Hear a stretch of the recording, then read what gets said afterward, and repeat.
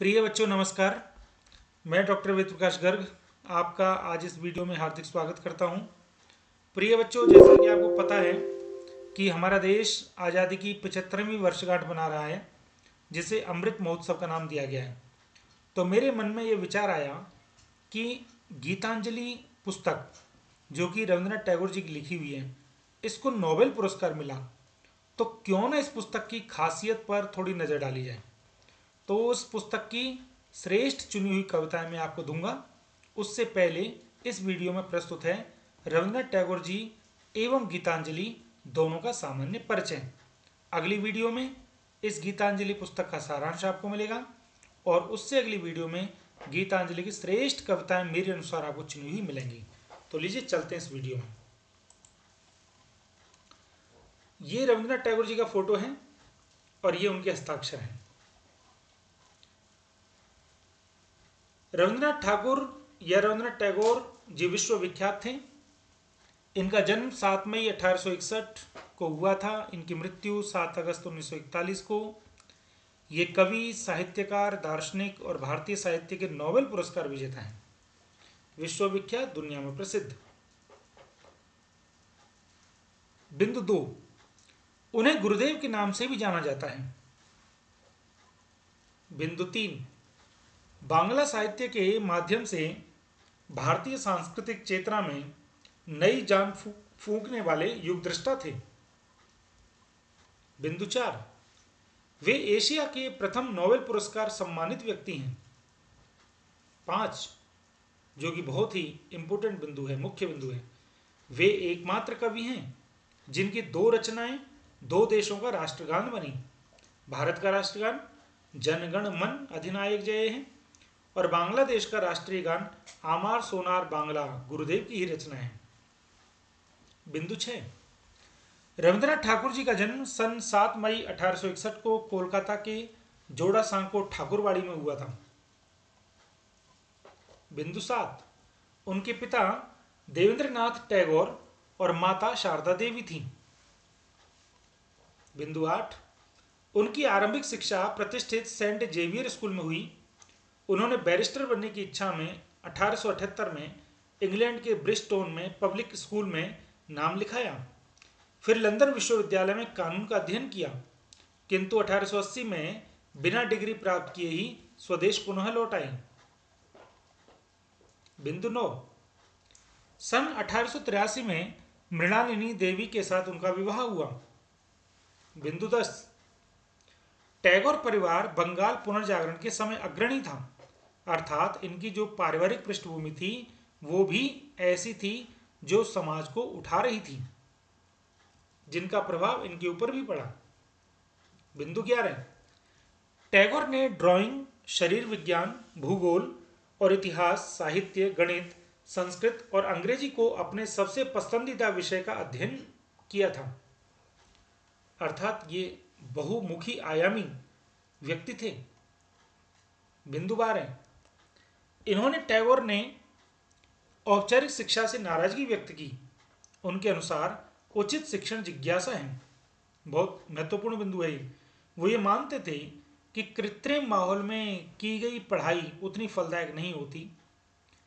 विद्या खुले माहौल में होनी चाहिए और शांति निकेतन इसका इन्होंने एक अनुपम उदाहरण बनाया।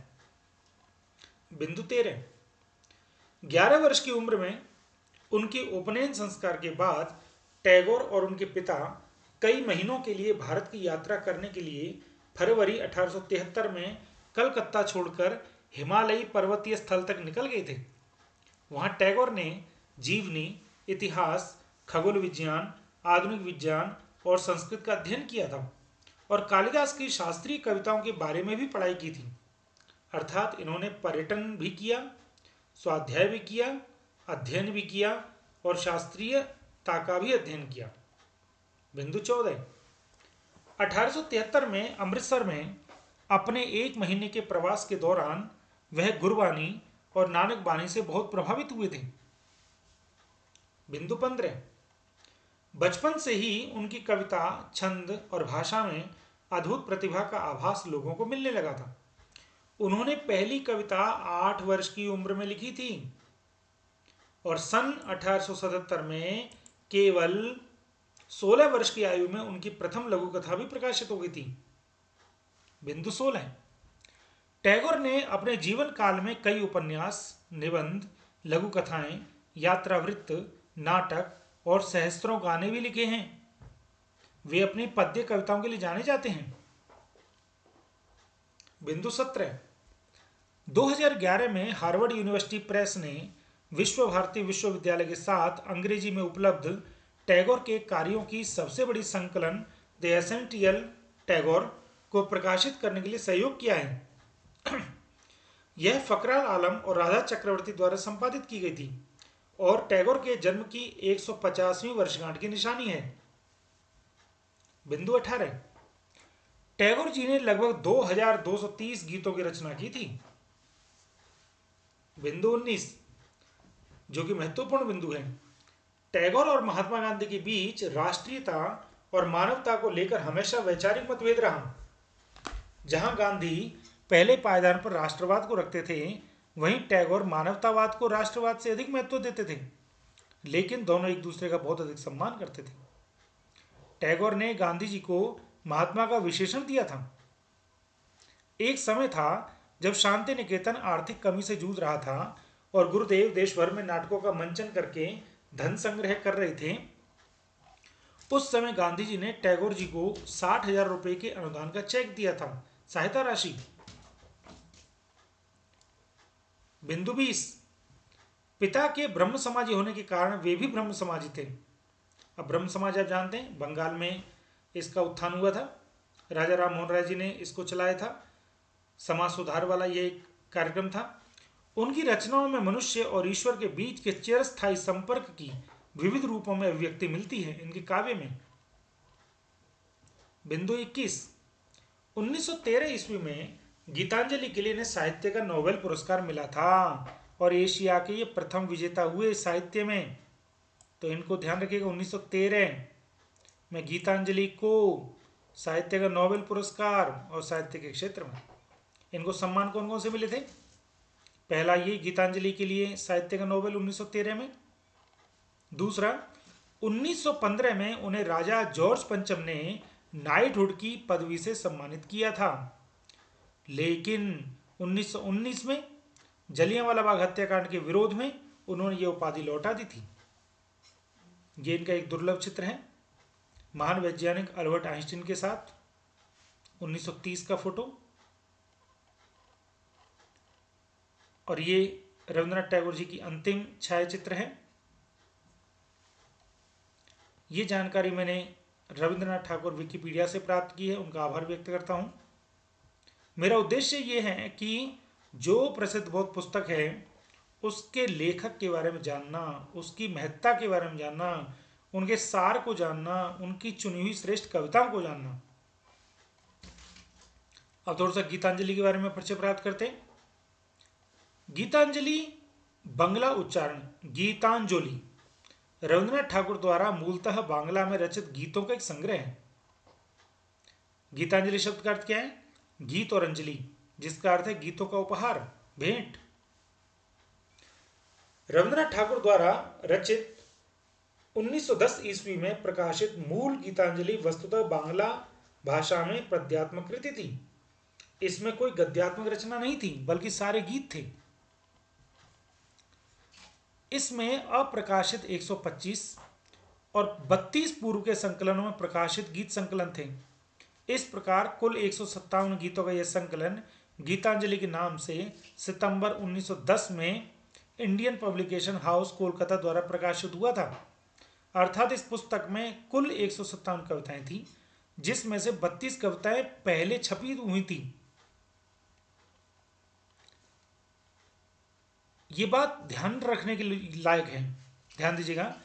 रविंद्रनाथ ठाकुर को नोबेल पुरस्कार मूल बांग्ला गीतों के इस गीतांजलि के लिए नहीं दिया गया था, बल्कि इस गीतांजलि के साथ अन्य संग्रहों से भी चयनित गानों के एक अन्य संग्रह के अंग्रेजी गद्यानुवाद के लिए दिया गया था। यह गद्यानुवाद स्वयं कवि ने किया था और इस संग्रह का नाम गीतांजलि सॉन्ग ऑफरिंग्स रखा था।